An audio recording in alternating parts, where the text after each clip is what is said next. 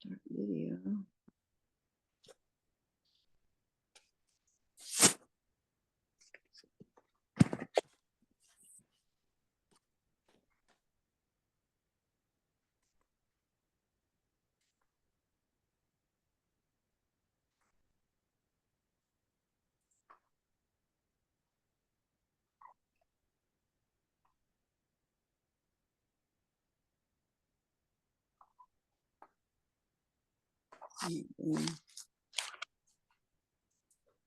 Scene.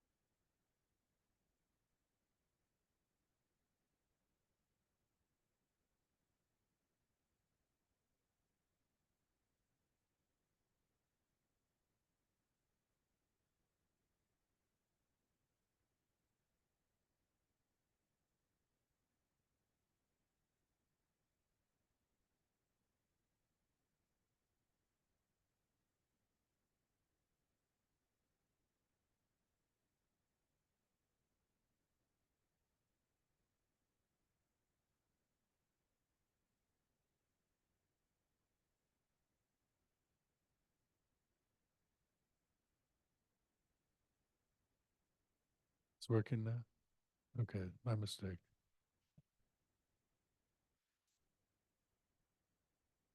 So it's a cause and effect relationship between these actions, motivated actions of body, speech, and mind, and the results of how we experience objects and events when we come into contact with them. So just as a physicist will observe physical phenomena and identify various trends, activities, laws like that, so also the Buddhas observed the activities of the mind in great detail and identified various trends, cause and effect relationships. So the one of karma is particularly um, the mental activity of intention or will, and the results being experiences of pleasure, pain, and neutral experiences that we have in the future when we come into contact with objects. So karma is not some external principle, like the law of gravity. It's something that pertains to our mind and our experiences. And the kind of karma that we talk about with sentient beings, which are not Buddhas, that's motivated actions that include being kind of possessed by a misconception that apprehends things in a mistaken manner. So then, according to the principle of karma, the results are always going to be tinged by however we experience, whatever our experience was at the time of engaging in some action. And when we engage in an action, there's a lot of things that are appearing to the mind at that time. And we engage in an action because we take that experience, that how objects appear to us, how events appear to us, how we appear, how whatever the object we're engaging in appears. And all those leave an imprint in the mind, and that contributes to the effect. And the effects, we can see from our own life that we see effects occurring right away from actions that we engage in. Even if it's to support habits that we've developed, and when we make a conscious action, then that supports or makes stronger habits. Uh, we can see different effects that immediately occur in our mind, like if um, if our action was motivated by loving kindness, we can immediately feel, something um, positive within ourselves. Or if our action was motivated by, one of the mental afflictions like anger, we can immediately feel being upset uh, through the force of that affliction. So we have, some experience of of observing our own mind and seeing cause and effect relationships being established. But in terms of karma, the effects of the actions can take a long time before they actually ripen. Whether they ripen in this life or in future lifetimes. So there's a whole presentation about uh,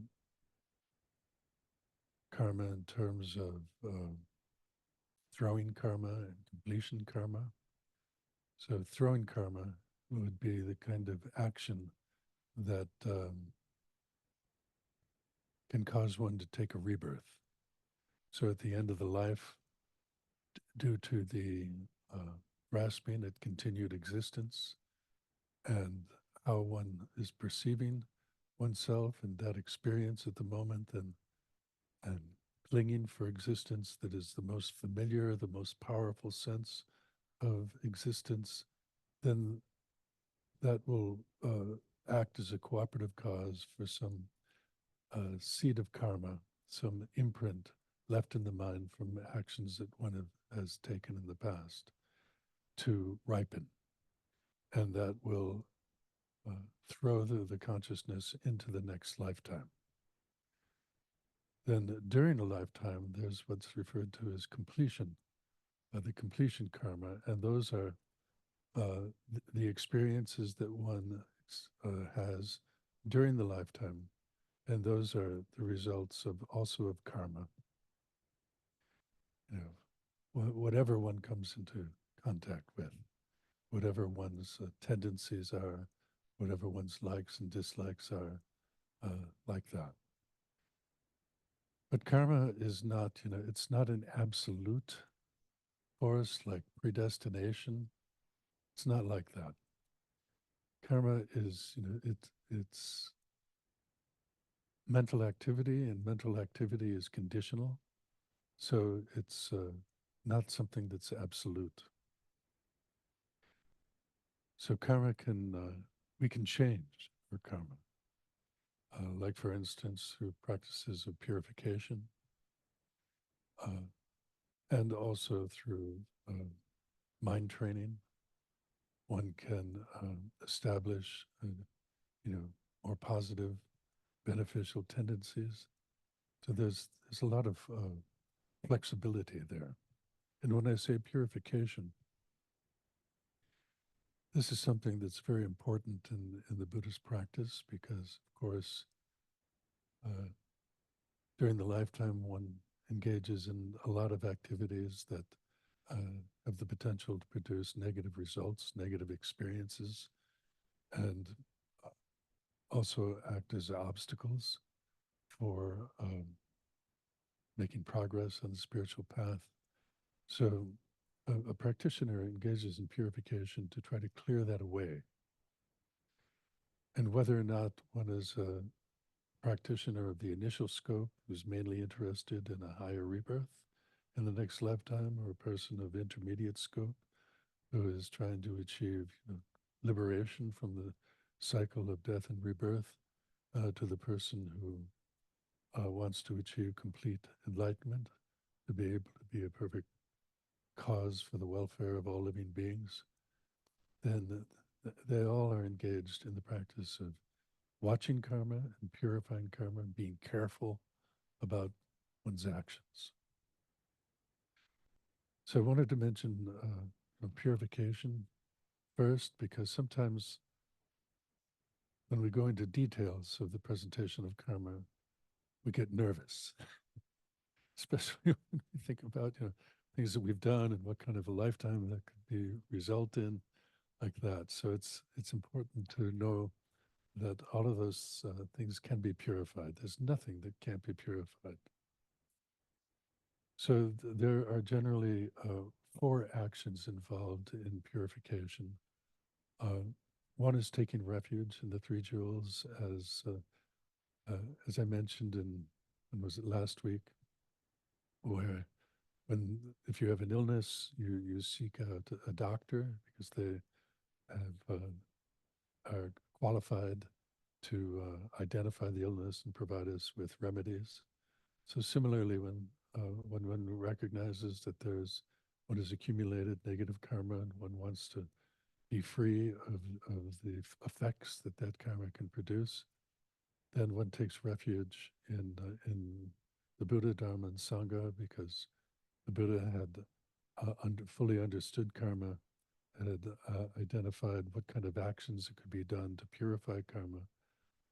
The Dharma, his teaching, involve all of those different methods to purify karma, and the Sangha are those that can help us to apply those methods correctly. So that's the first step. And the second step is having um, you know, identifying that what one has done, some negative action that one has done, is regretting that, having some regret. And it's not the kind of regret that a person might have in front of a judge, because karma is not, it's not a system of rules. It's just the way that the mind works. So, and when there's rules, and like in society, there's all kinds of laws that exist, and if we follow those laws, then we're a good citizen. If we don't, then we're bad, and we'll suffer the consequences if we're caught, like that. But karma's not like that. It's just the way the mind works. And so when one understands that one has accumulated some negative karma, then one understands too that one has the causes within oneself then to experience some negative result. And so one has the thought, oh, I wish I hadn't have done that, that kind of regret. And so taking refuge is a step to address that, and then following uh, some prescribed activity to purify the negative karma.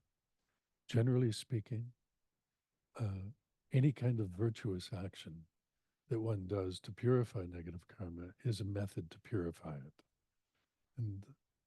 And sometimes the positive action is in a direct relationship to the kind of action that you're trying to purify. Like, for instance, a person who's regretting um, any kind of killing that they had done, whether it's, a child killing insects or even an adult killing insects, or any kind of killing action, then a positive action that one might take to purify that would be an action of protecting lives, saving lives, like that. Uh, Protecting people's possessions as a remedy to purifying any acts of theft that one might have done, like that. Then there's also all kinds of other positive actions that one can do uh, that are like traditionally done for purification, such as reading sutras, reciting various mantras. Uh, the Vajrasattva mantra is a famous mantra for purifying negative karma. Uh, there's many other mantras also that have that effect. Even the six-syllable mantra of Avalokiteshvara, Om Mani Padme Hum, can be recited effectively for purification. All of these methods can be done. And then the fourth remedy is making a determination to abstain from that kind of action in the future. So this is important because one of the effects of actions that we create is a tendency to engage in those same kind of actions again when the similar circumstances arise. So making a determination to avoid engaging in that kind of action again helps to offset that tendency to engage in actions when similar circumstances arise. And you have to be skillful when it comes to setting this kind of determination, because you don't want to tell a lie. Like, for instance, I'm never going to tell another lie for the rest of my life because you're feeling so upset because of some lie that you told. I'm never going to do it for the rest of my life. And then, but you have to consider, really, even when you're doing your taxes, really.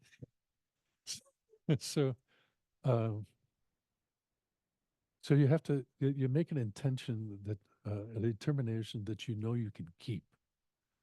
Like there was the example of one yogi who would he'd do purification at the end of the day, and then and so before he'd go to sleep at night, he'd recite these various mantras, having taken refuge, having had generated a sense of regret for the actions that he was trying to abstain from and didn't succeed, and then he'd make his determination, and I'm not going to engage in that action for the rest of the night, and then go to sleep like that. And that's and it's skillful because that's how you begin to set to be able to set a determination that you will in fact keep.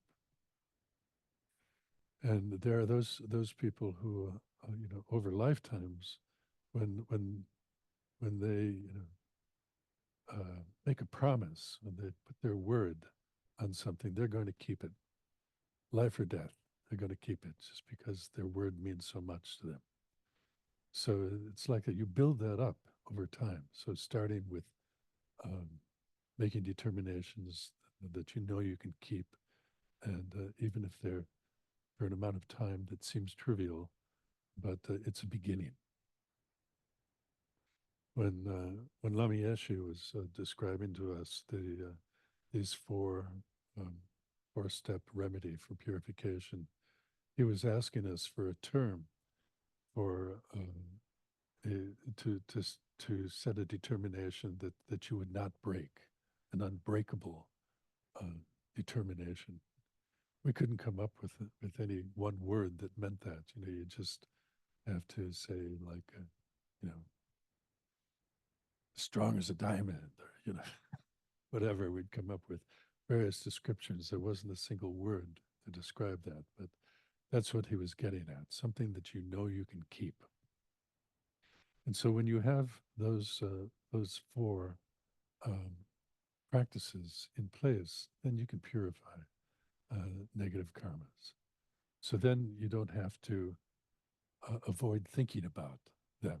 Sometimes an unpleasant memory comes up, and we just push it out of our mind as quickly as possible. But when you know that you can purify negative karma, you don't have to push it out of your mind right away. You can look at it and then say, okay, I did that action. That was a mistake, but it's left an imprint on my mind that can cause uh, a rebirth that corresponds with that action, can cause various bad experiences during a lifetime. So I have to find a remedy for that, and then you apply those four remedies of generating regret, taking refuge, applying an antidote, and making a determination to avoid doing that action for a certain amount for an amount of time that you can keep. So, like there's a prayer that's very commonly done, although it's done in different with different words, but it has seven parts to it um, that are applied, and whatever the words are. I think it was originated from a commentary that Maitreya gave to the teachings of the Buddha, and it included the seven limb prayer. And so it comes to, and one of those limbs is regretting negative action, and so when I was um, working on words that were meaningful to me, that would help me feel the potency of the seven limb prayer. I was trying to choose words for regretting an unvirtuous action, and I came to the point of and abstaining. I will abstain from that action the best I can, kind of thing. So it's I couldn't say that I'll never do it again, but I can at least make an attempt to abstain from that, to not engage in that action. Okay. So there are four general principles of karma that are good to keep in mind. One of those is that karma is definite in the sense that a positive action leads to a positive result. Negative action leads to a negative result. Any bad experience that you have is due to some negative action that you've done in the past. And when I say that you have done in the past, that's just simple language, because we're not the same person that we were in our past life. We're not the same person that we will be in our next life.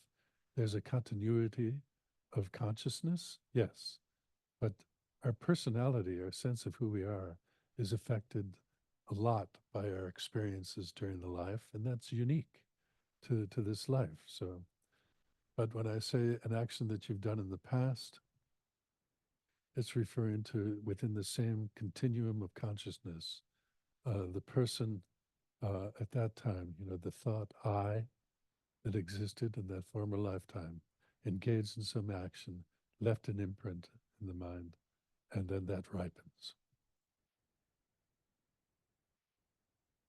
So if one has a positive experience, then one think, oh, I congratulate my former self for creating the cause for that. A negative experience is, oh, I made another mistake. I have to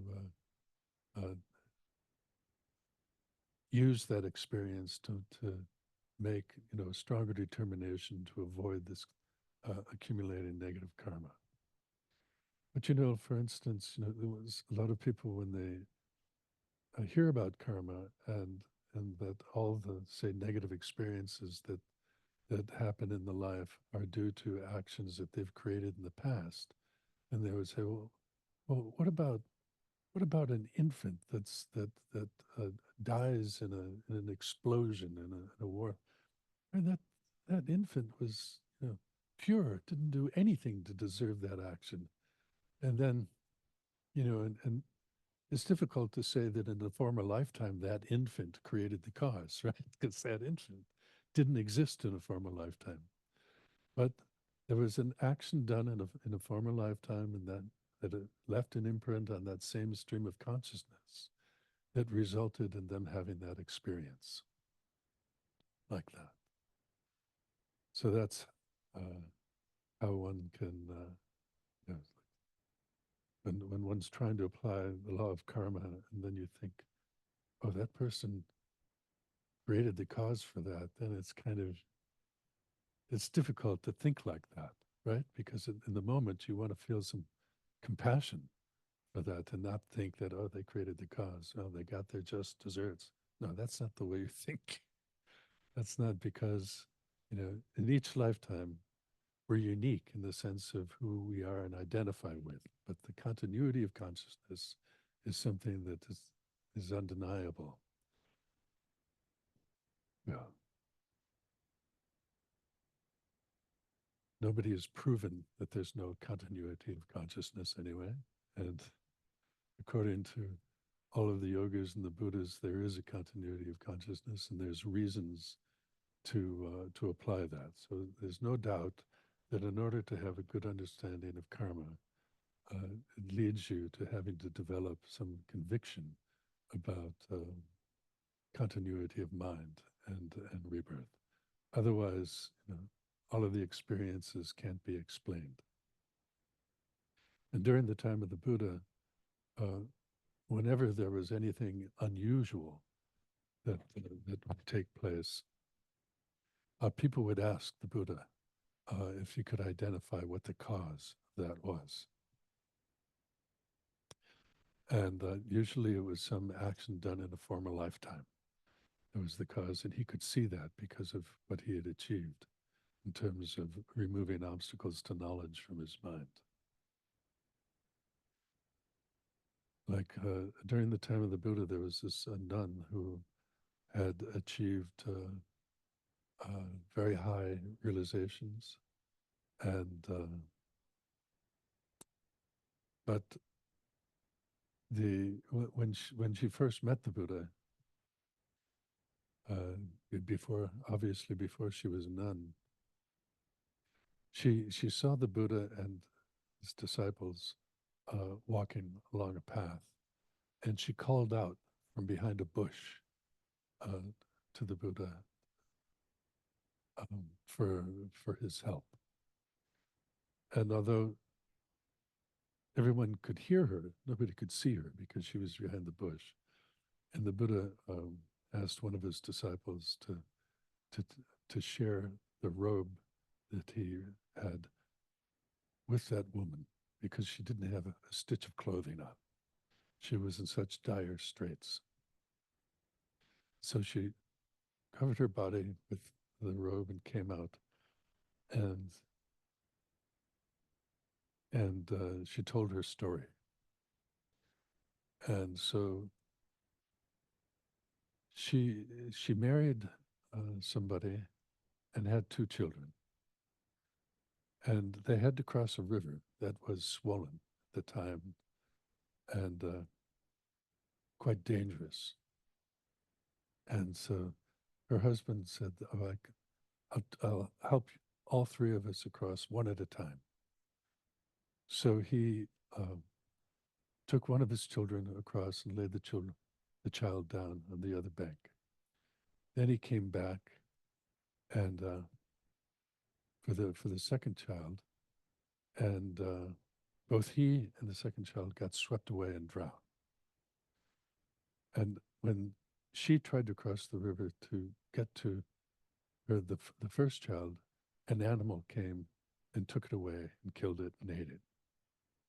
And that's the end of that relationship.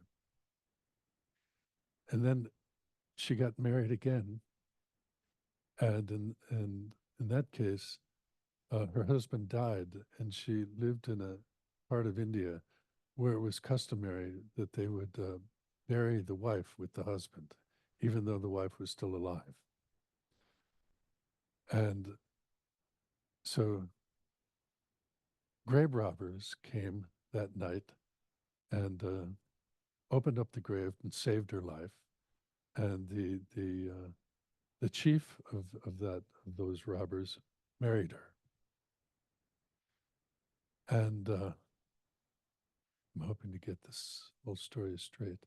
But he was an alcoholic, drank too much. They had a child, but he came back really drunk one night and got upset with her because she was saying something about, like spending all the money on drink and you have a child to take care of and stuff like that. And so he killed the child and threw the child into the fireplace and forced her to eat some of its flesh. And so after that, she ran away and you know, tried to live by begging and so on and so forth. And then that's the condition that the Buddha found her in. And meanwhile, all the disciples, having heard that story, were just dumbfounded by how tragic her life had been. And they asked the Buddha, how did this happen? And then he said that in a former lifetime, she was a queen, and she was the first of the king's wives, and the but and I think she had a child, but there was the king had more than one wife, and one of the other wives bore a son, and and so the queen was kind of jealous because she thought that the king was favoring that child more than her own child. So she ended up through some kind of stealth killing that other wife's child, and then the mother of that child suspected that the queen was responsible for killing that child, and she then expressed her suspicion to the king, and then the king confronted the queen and said, "Did you kill that child?" And she said, "No, I did not kill that child." And with great anger and self-righteousness, she said, "If I killed that child, may I eat the flesh of my own child. My may my children be eaten by wild animals. May they be swept away and killed by floods." And like this, she made all of these pronouncements in order to make it appear as if she was innocent. And the Buddha said, and all of those circumstances then ripened in this lifetime. So he accepted her as one of the first nuns in the order, and she achieved very high realizations based upon having a deep understanding of karma. So yeah, the Buddha, during his lifetime, there were anything that was really odd, and people would ask him to give an explanation of that. It usually involves some action done in former lifetimes. So then another general principle of karma is that it's expandable in the sense that even a minor action can produce a heavy result. And so during the time of the Buddha, he was begging for a noonday lunch, and this woman came to the door and gave him, um, like some dates, something pretty small, and but with great reverence. And and the Buddha said to her, as a result of of, of that offering that you made, in a future lifetime, you will become an arhat. It's somebody who's achieved liberation from the vicious circle of death and rebirth. And her husband said, "Buddha, you should be ashamed of yourself for exaggerating the effects of such a minimal action as giving you a few dates." As if thinking that the Buddha did that to ensure he could get more food the next time he came to that house. And the Buddha said, "Not like that. He said, just a small action does not prevent a big result from coming from it. Just like the seed of a pawpaw tree, which is in the fig uh, genre of trees, but they can produce huge trees with branches that said could provide shade for 100 chariots. But the seed that produces it's very small. It's similar to redwood trees, right? The seed for a redwood tree is very small, but it can still produce a big result. And so because of that general principle, then people who are trying to follow the law of karma, they don't underestimate what small actions can do. So in terms of a negative action, like a white lie, uh, they would immediately apply some remedy to it so that so it doesn't grow in strength. Like even it's a regret. I wish that I didn't have to tell a lie under those circumstances, but I felt like I had no choice. In the future, I'll try to do better. Even that, something like that, will stop that seed from increasing in strength. And similarly, with positive action, can be something small, but it can produce a great result. Um, like it's not our culture to um, be very familiar with the practice of turning prayer wheels. You can drive a long ways before you find one. But here at Atlanta Medicine Buddha, we have a few.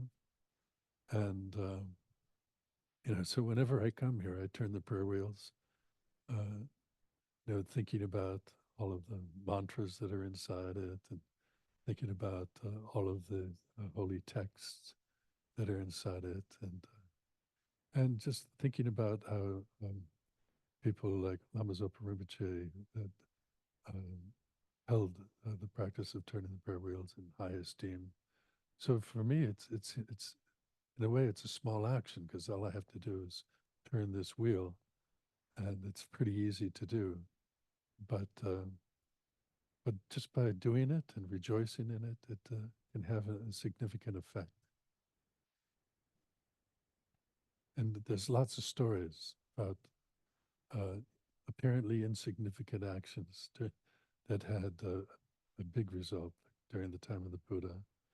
He told the story of that in one former lifetime he was a child, and the Buddha of that period was walking by, and he made an offering of sand that he put in the Buddha's begging bowl, which was kind of a mistake.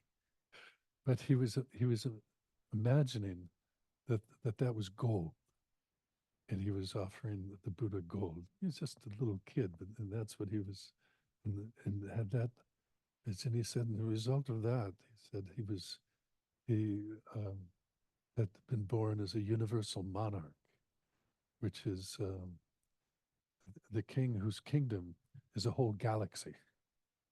So great wealth had accrued from that. There's this other story about both an apparently insignificant action and also the power of the object. That during the time of the Buddha, there was this old man, and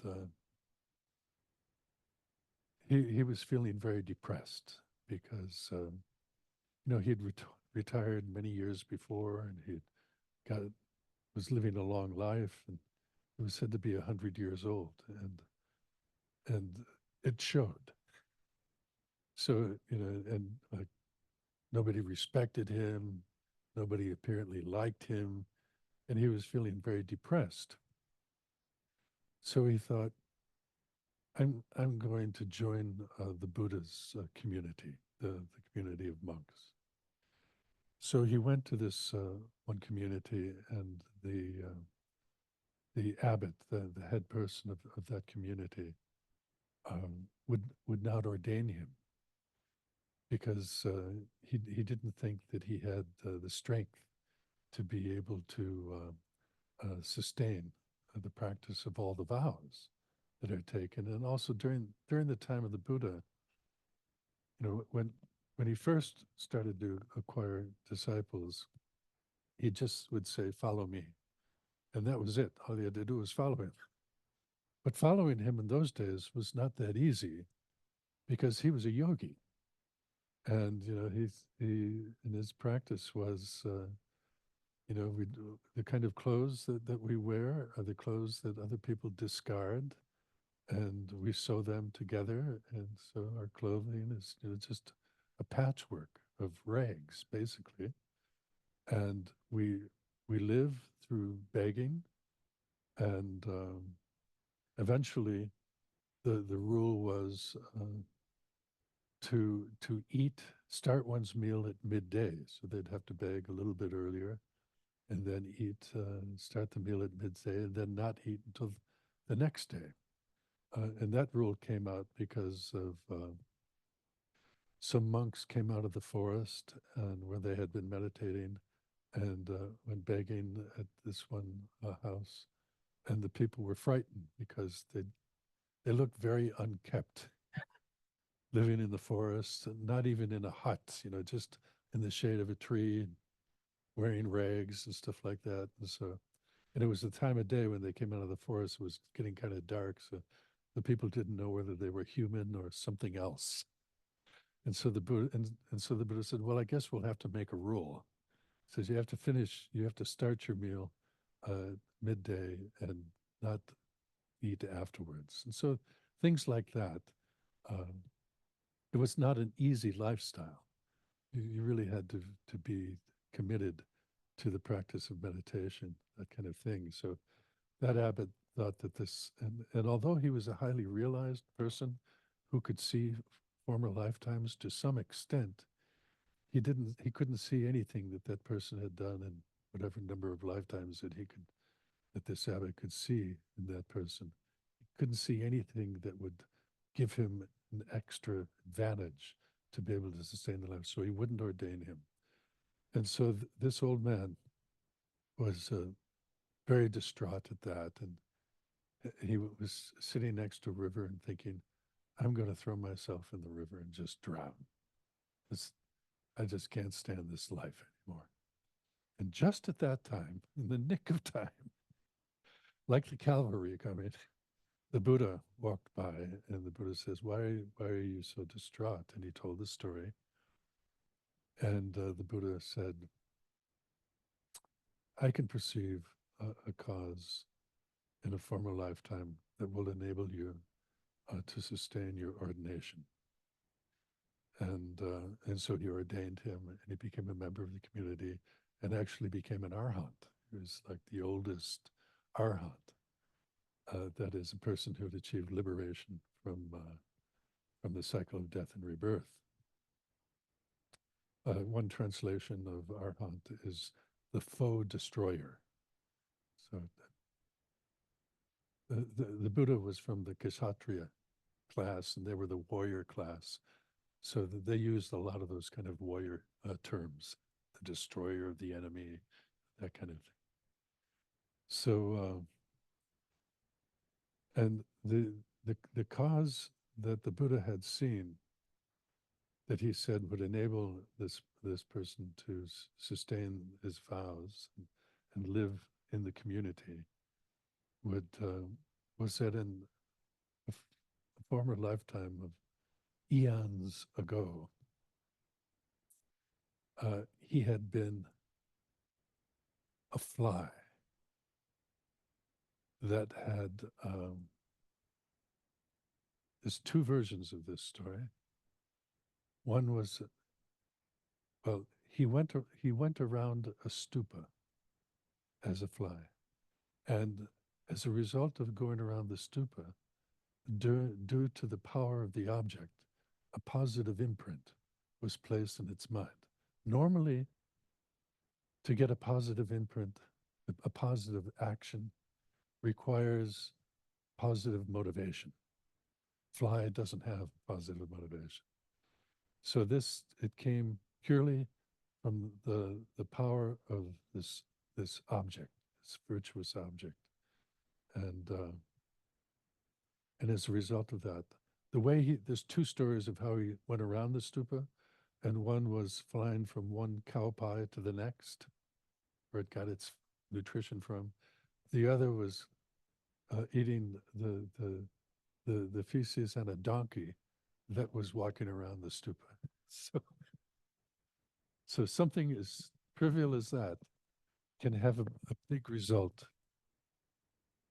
So knowing that, one tries to take advantage of even small things, and also even being watchful to avoid negative things. Like even even an action, just get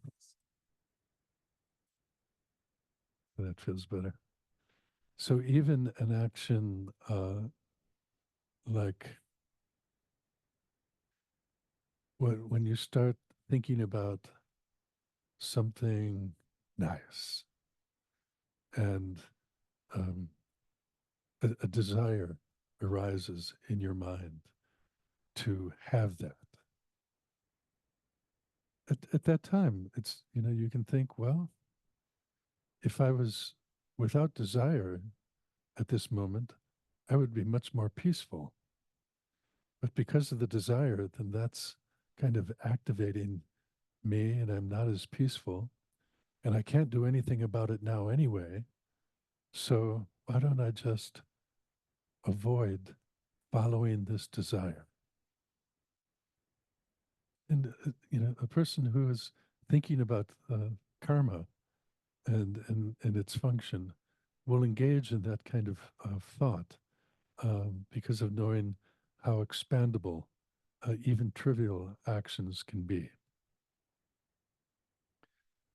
The great master Atisha, who was the crown prince of Bengal back in the 10th century, he ended up not following in his father's footsteps, becoming a monk, becoming a great yogi and scholar, was invited to Tibet, taught, revitalized the teachings in Buddhism in Tibet for over a 20-year period. And somebody asked him, well, what's a negative action? And he said, oh, any action done merely for the happiness of this life. So that's a that's a high bar. So that's why I say that, even a simple desire that's only concerned for the happiness of this lifetime, if that's a negative action and I can stop it, I think I will. Like that, just practicing the law of karma. That's how one engages in the practice. So then the third general principle of karma is that if you don't create the cause, you won't experience the result. That when we first heard about the law of karma, and our teachers, like I remember at this one course in Kopan Monastery, and Lama Zopa was saying, so every experience that you have that has to have a cause, and he said, doesn't it? And and we're thinking, well, cause and effect, but yeah, it has to have a cause. He said, so what do you think the cause is of a pleasant experience? Um, yeah, it's a big question, and especially as soon as you start thinking about that, then exceptions can easily come to your mind because there can be something that you might like, but somebody else doesn't like. So it's not just depending upon the object. You just can't say that, well, a pleasant experience is due to coming in contact with a beautiful object. And then, of course, oh, does beauty exist in the object? Or is it in the mind of the beholder? Things like that. And when I was, I don't know, growing up, there was this show that we used to watch, weekly show called Twilight Zone. And there was this one episode where the guy was a DJ, very gung ho DJ, and the music that he liked was rock and roll. And he would always criticize any other kind of music and really push rock and roll. And he was even negative about it. The things that he would say to people who liked other different kinds of music or didn't like rock and roll. He would be very harsh and critical of them. And so he died in some accident, and he was born in. He was like he looked like himself, of course, and he was in this room, and there was somebody else in that room, And the other person in the room was an older person, kind of like an older farmer, wearing kind of overalls, sitting in a chair and listening to a Victrola, right? This old record player and this old kind of music that was on the Victrola. And the DJ was saying, "Can you turn that off?" And the old guy couldn't even hear him. And he realized, that this was the old guy, the farmer's heaven and his hell. So you never know, but people can experience different objects in different ways. So, why does one person experience it as pleasant and the other person experience it as unpleasant? That has to be um, an action created by the mind, because the result is a mental thing. It's an experience. So its cause has to be a mental thing. And the cause, of course, is an action that's been a mental action done in the past. So one won't experience the result unless one has created the cause. And there's also examples of people who they're very wealthy because they just happen to be born in a wealthy family, not because they're great, businessmen or women. They just were born in a wealthy family, so they have a lot of wealth. There's other people who work so hard to acquire wealth and can never do it. And so that's one created the cause for wealth, which is the Buddha said was generosity. Another didn't create the cause for wealth, and didn't uh, yeah, didn't create the cause for wealth, so they didn't get the result like that. So um, yeah, so that's a general principle of karma. Then the fourth general principle of karma is no action is wasted, and that is when we engage in a conscious action. Unconscious actions won't leave a significant imprint in the mind that will produce results. It, I'll talk about this a little bit later, but um, an action, an action that's done consciously, a complete action, leaves a result, an imprint in the mind that has the potential to produce an experience, and it stays in the mind until the circumstances arise where it can ripen. And so it doesn't erode. There's nothing in the mind that will cause it to erode. So it will stay there unless purification is done. So an action can stay for that seed can stay for eons, and when the circumstances are suitable, then it ripens into some experience.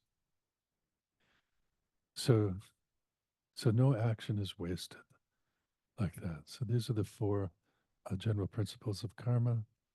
The positive experiences are created by positive actions, negative experiences created by negative actions. Um, Karma is expandable. You don't get the result unless you've created the cause, and no action is wasted. Those are uh, general principles of karma. And the Buddha also taught karma in terms of avoiding the 10 non-virtuous actions and practicing their opposite, the 10 virtuous actions. So, the person who's mainly interested in achieving a higher rebirth, this is what they focus on: avoiding the 10 non-virtuous actions and anything that's similar. We engage in a lot of actions.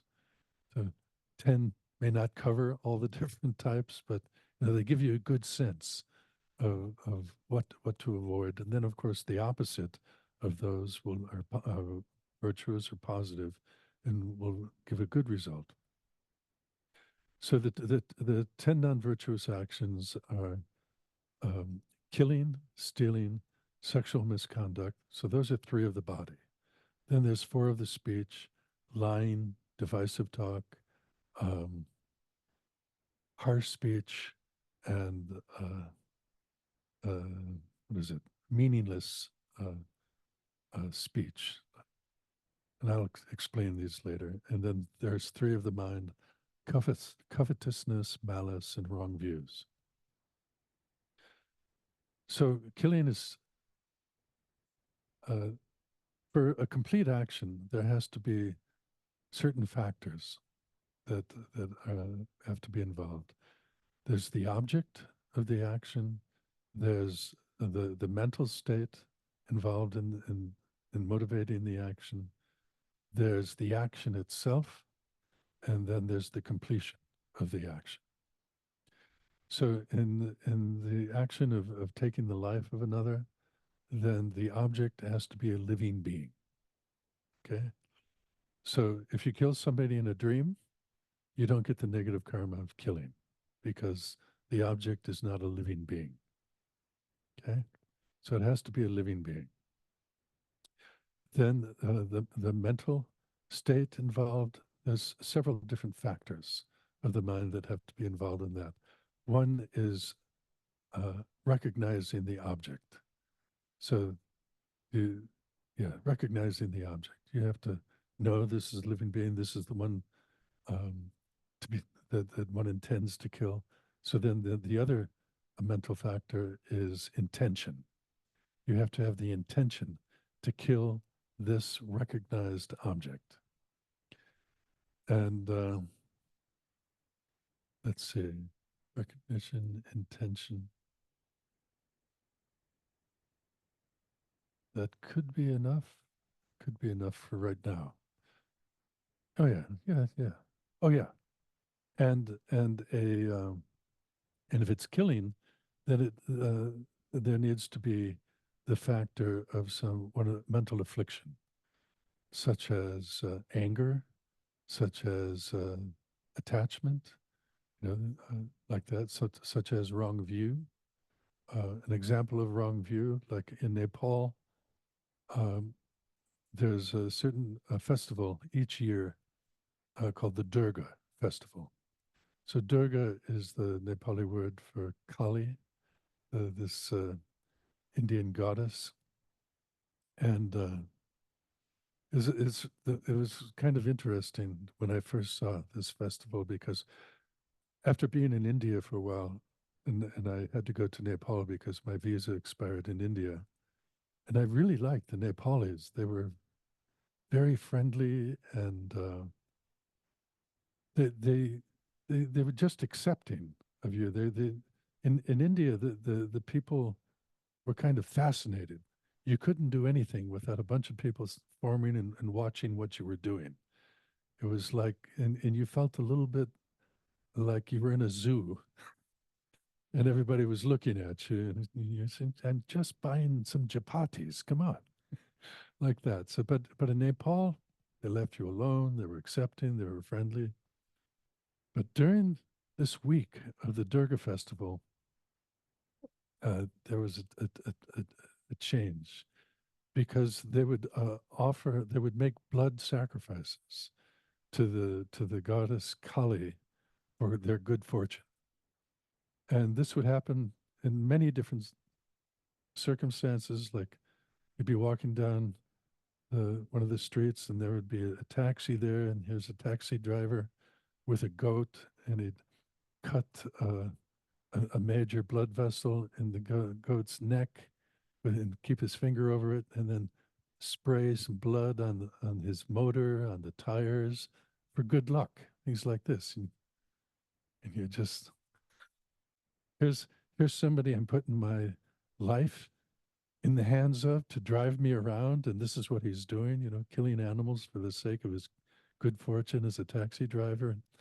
But and this would be a motivation of wrong view, right? That having been taught that making blood offerings is the best kind of offering that you can make to a god, and then that god would be very happy and will grant you various boons, as you request. So that's an example of wrong view. Anger, we know. Attachment, similar like that story of that queen being attached to her own child and putting its positions higher than the other to the extent that it would be willing to kill the other child like that. So those mental states have to be present. So if they're not present, like for instance, if somebody kills the wrong person, then it's not a complete karma. It doesn't have the complete impact. It's like, shoot, already they're regretting it, right? So, or killing something by accident, like when we drive uh, after it's raining and all the, worms come out on the road, it's not by intention that you're trying to kill them or by some accident, like just accidentally stepping on a bug or something like that. That's not a complete karma. So then the action itself is can be done by you or through an agent. Now you can hire somebody to kill the victim that you intend.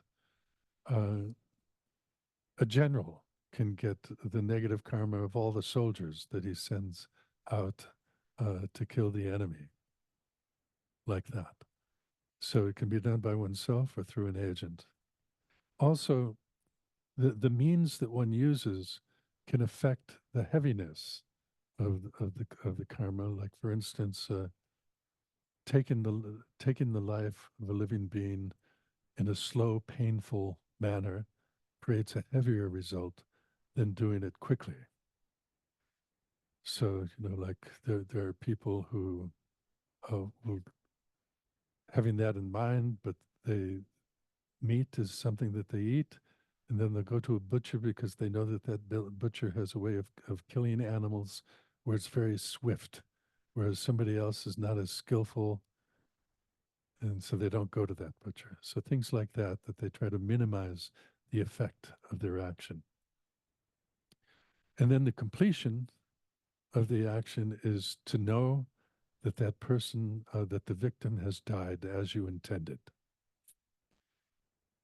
So if you die before the victim dies, then it's not a complete karma because you didn't get that recognition that the deed was complete. So the complete action, then it has the full power to be able to cause a rebirth. Yeah. And an incomplete action can still have some power, like for instance, to reinforce the tendency to kill again under those sort of circumstances, but won't have the full effect of causing a rebirth. And stealing, the object is something of value that belongs to somebody else. If it's not of value, then it's not stealing.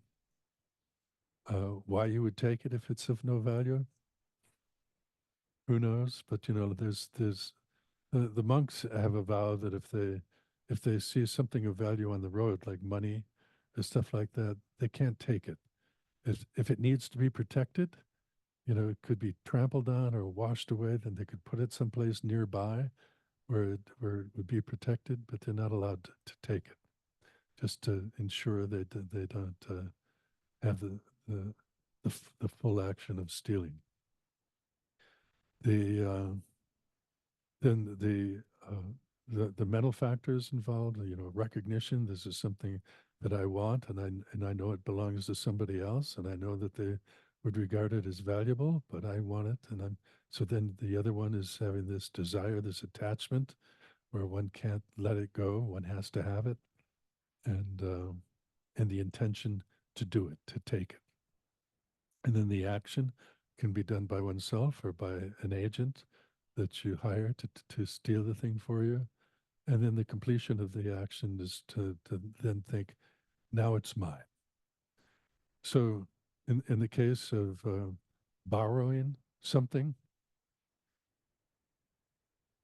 if you have the thought, it's mine now, I've had it for so long, then it would be stealing.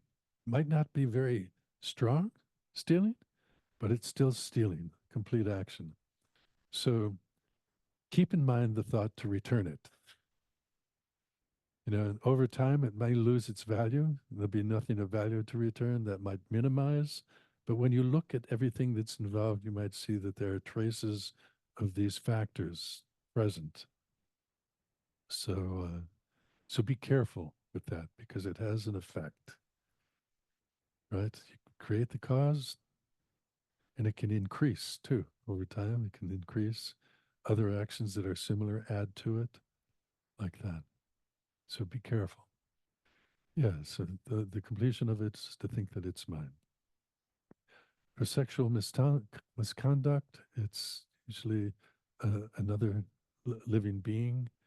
Uh, the most common of these would be the another person's spouse, or it could be somebody who's underage and still under the protection of parents, like that. Those are the most common examples. Then recognizing that this person is the one one wants to have sex with, the desire to have sex. There's even examples of anger, having sex out of anger to, you know, to like a soldier might do to an enemy. So then, anyway, there's stories about that. Then there's then the intention to do it. Like having no intention if one's asleep and somehow there was one there was a vow, it's a minor vow, but of how the monks need to wash their clothing, and it arose because there was this person who washed the clothing of this one monk, and she found that there was some semen in the clothing. And she said, wouldn't it be interesting if I had a baby from that monk because he's such a strong and powerful and have a baby like that. And in fact, she had a baby due to that. And and so she came back and said, "Oh, this is your baby. What are you going to do about it?" And so then the Buddha said, "Okay, we're going to have to make a rule. Now you're going to have to wash your own clothes." Like that. So so if you don't have the intention to have sex with this other person, then it's not a complete action. It's not at all. And then one engages in the action, and sometimes the action is negative. You know. Anyway, there's all different stories about that, but engaging in an action where one causes pain like that, so that would make the action heavier, and the completion of the action would be having the orgasm. So it's like that, and lying similarly. There's the object has to be somebody who can understand a lie. If they don't know what you're saying, if they can't hear what you're saying, they don't know what language that you're using, then it's not the right object for a lie. You have to recognize that this is a person that I'm going to tell a lie to, that motivated by one of the negative mental factors such as attachment or anger, the intention to deceive that person, the will or intention to engage the action, completing the action. You tell them something, and they understand it, and yeah, like that. So that makes a full imprint in the mind. And divisive speech is the type of speech where one tries to separate friends, prevent enemies from reconciling, like that. That's divisive speech. So the action is in other living beings who can understand you. You have the motivation of like attachment or anger, recognition that this is who you want to um, separate from this other person, or these are ones you don't want to reconcile.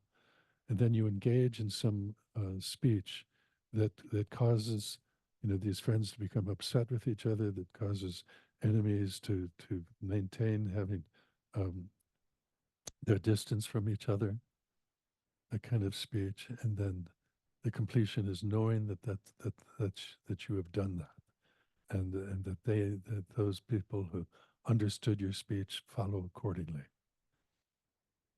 The harsh speech is any speech that is intended to hurt another being. So they have to understand it. So if it's an animal and you're speaking, swear words or something like that, they don't understand it. They're still wagging their tail, something like that. Then that's not the right object. It has to be somebody that understands your speech and that they're going to feel hurt by it, and then having anger or attachment uh, as the motivation. Recognize this is the one that I want to hurt with this speech. Then the intention to do it.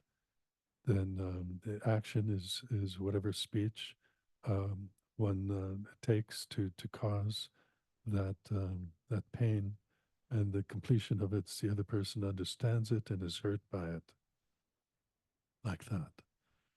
Then meaningless speech is speech that has no value. It's just, one translator called it senseless jaw wagging.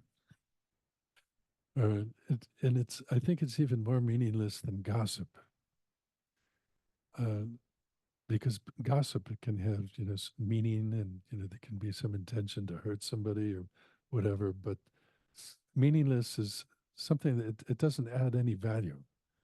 Um, to even in terms of worldly value, it won't help you make right decisions on purchases. It's just going on and on and on. And the problem is that it wastes people's time. That's the problem with this one. So it's the least uh, negative in terms of the four negative actions of speech, but it might be the most common, that's done again and again and again. And because of repetition, it can have powerful effects. So, yeah, and the object, it's kind of unusual. This one text that I was reading, I thought that the object was going to be another person who could understand what you were saying. And in this case, it wasn't. The object was just a subject matter that is so trivial that there's no need to even talk about it. So it's the subject matter. So this is a person who just, it's like the person who likes to hear themselves talk. It doesn't matter if anybody hears them or not. They just like to hear themselves talk. And so usually it's out of attachment.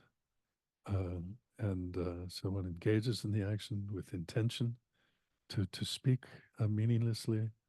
And the completion of the action is just,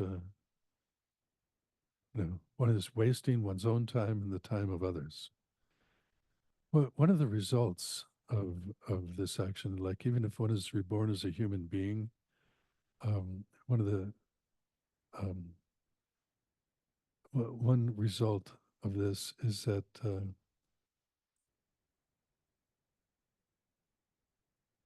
things don't happen the way they're supposed to.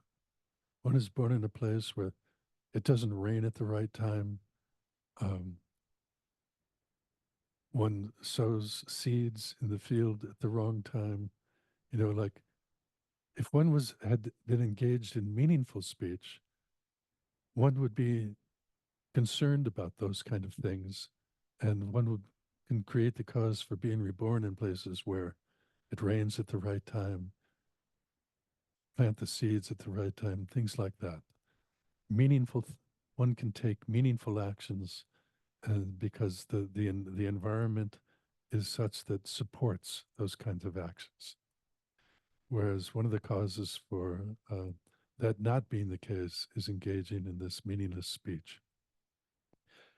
Then covetousness is desiring the possessions of another. And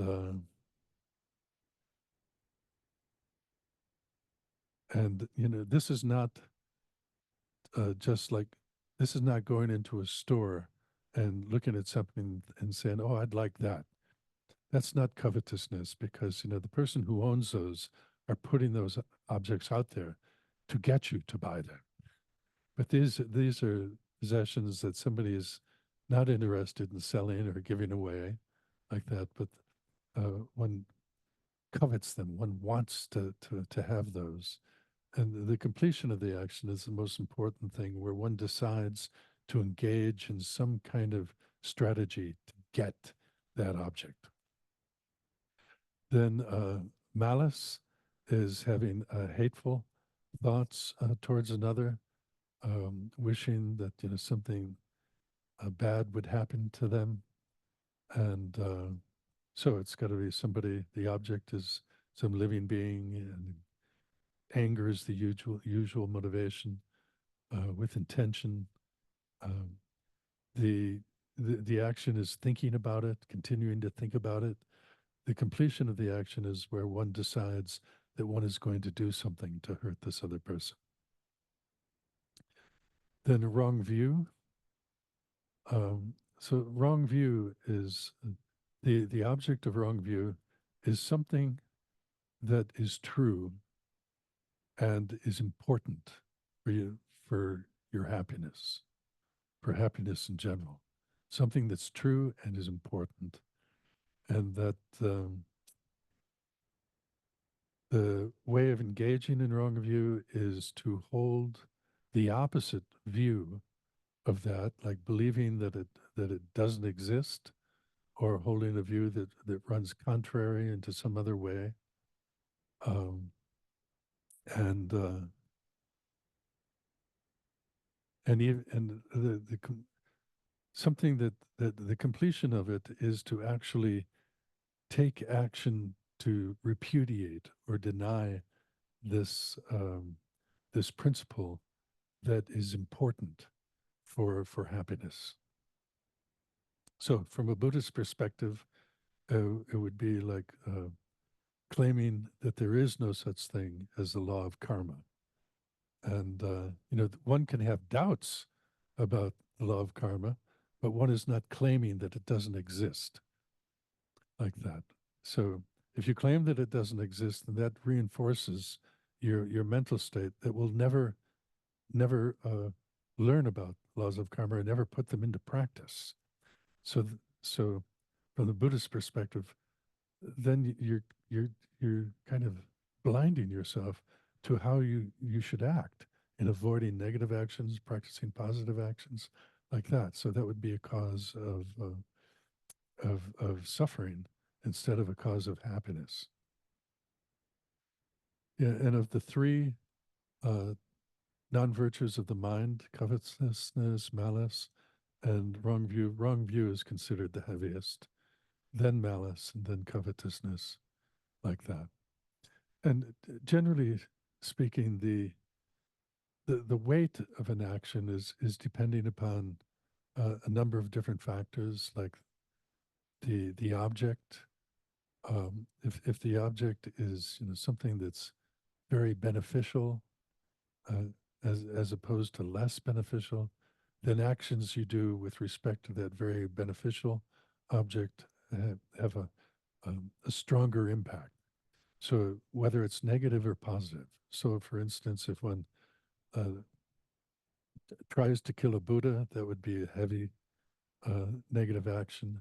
If one is, you know, protecting the life of a Buddha, that would be a very positive action. Similarly, to people who have been um, of great benefit to you, like in the case of good parents who have, you know, taken care of you and given you a good start in life. All these things that any action done with regard to them has a stronger effect, whether it's negative or positive. So paying respect to parents, such good parents, making uh, presents to them, doing you know good things on their behalf, serving them, especially as they get older and older, then have a very powerful beneficial effect. But there's, sometimes one can be upset with parents too. Like they have an idea of what you should be doing, you have another idea of what you want to do, and so there can be some conflicts arising. So those are things that one tries to avoid or minimize as much as possible, or apply opponents to when they arise. It's difficult to be perfect, so when one gets upset, then one tries to really, well, my apologies, I got upset, and try not to do that again, that kind of thing. So repetition also makes an act stronger. So it's said that at the time of death, what kind of karma ripens is dependent upon different factors, one of which is what's the strongest action that comes to mind, that when you think of your life, especially when you're clinging to continue to exist, what do you cling at? What kind of a person do you perceive yourself as? Um, so a person who's done really s- strong positive actions, then that's how they see themselves, and that will ripen some virtuous throwing karma. Some very negative action that arises, and one's feeling, um, really upset. How can I be such a terrible person? That can be a circumstance for negative karma to arise. If they're all equally uh, the same weight, then it's the most repetitive kind of action that one sees oneself as, one identifies oneself as the doer of those actions. So the repetition has increases the power of the action. The strength of the motivation also increases the power of the action. So a very heavy negative mind, extreme hatred, like that, can cause the action to be much heavier than if it's much weaker. Similarly, with virtuous actions, doing an action with a bodhicitta motivation, which is this aspiration to become fully enlightened for the sake of all living beings, has very positive effects. One time, the Buddha was asked about, the effects of engaging in an action out of bodhicitta, and the Buddha said that he asked his disciples, if what was it, something like, if 1,000 arhants, these foe destroyers, were to make an offering of a universe filled with precious gems, would it create a lot of virtue? And his disciple says, oh, yes, definitely. Incredible amount, inconceivable amount of virtue. And the Buddha said to them, well, a bodhisattva, which is a person dedicated to achieve Buddhahood for the sake of all living beings, a bodhisattva giving one mouthful of food to a dog will create an inconceivably more amount of merit through that action due to the force of their motivation. Because the beneficiaries of the bodhisattva's action are the countless living beings. That's who they're acting on behalf of. And because of the benefit that they're striving for, then their action has so much powerful force. So that's why next week we're going to be talking about bodhicitta. Okay.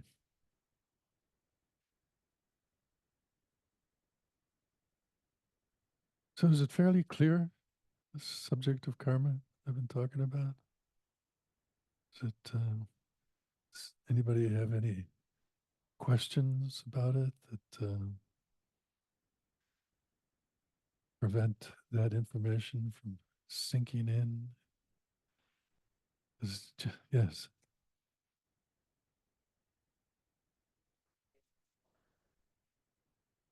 There's a, oh, recommendations for reading material.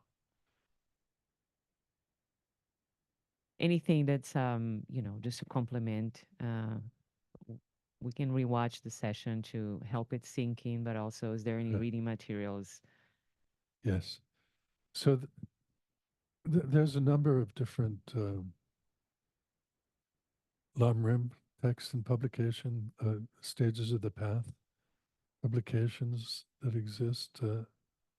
All of those will have something about karma in it. I understand that there's a new Lamrim publication, 2 volumes. I think I can't remember the name of it, but it's just been published by Wisdom Publications. And, generally you can, Google Lam Rim and you'll get that, or Lam Rim publication, something like that. And you'll LAMRIM, 2 words or 1 word, who knows? You can Graded Path to Enlightenment. It's another Google that you can do. And of course, the larger ones will have more information about karma. So, yeah, this one that just came out by Wisdom Publication, it also, 1 volume is the Dalai Lama's commentary to it. And then the other volume is a translation of this text that, yeah, I can't remember the title of it. I'm of a mind to purchase it, but I haven't done it yet. I already have some Lamrim texts. That was my main study, but I can definitely guarantee that those texts will have a lot of information on karma. We'll have those general principles, the presentation of the 10 non-virtuous actions, similar presentation of the 10 virtuous actions, with like the 4 factors that are involved, other kinds of, of ways of understanding karma, such as completing karma, throwing karma, karma that is uncertain to ripen because of not having motivation, not having recognition, not having the intention, all of these kind of things, that will all should all be there. And so, and so, one of the benefits of hearing this information is not only that does it make you more careful in in actions that you do, but it also makes you want to purify negative karma. So engage in, and also it makes you want to accumulate good karma. Like there was this one guy at the Vajrayogini Institute in France, and he used to be the tent master for this Sufi camp in France that used to have these big courses in the summertime. And he was in the Vajrayogini Institute needed to rent some of these tents because they were inviting the Dalai Lama and their facility wasn't big enough, so they needed a big tent. So he came to organize how the tent was set up, and he liked the community so much he decided to stay there. And he was kind of a master of all, what do you call it? He was good at fixing things, and so he had a role there. And I remember one time him coming to me and asking whether this one monk was either a fully ordained monk or a novice monk. And I said, why? And he said, well, if it's a fully ordained monk and I make an offering to him, I'll get a lot more merit than if it's a novice. I says, oh, you're a professional merit seeker, aren't you? So he had heard those teachings about, like the difference in the power of an action by depending upon the object, and an object that has a lot of vows will be, the result will have bigger impact. And so he was, all these things, making use of stupas, going around the stupa, turning prayer wheels, making an action of devotion to statues representing the Buddha, taking good care of Dharma texts, um, treating them respectfully, things like that start to enter into one's daily practice by considering the law of karma. So I hope that happens. Thank you very much for coming, and maybe see you next week when I'll be talking about cultivating bodhicitta, the spirit of enlightenment.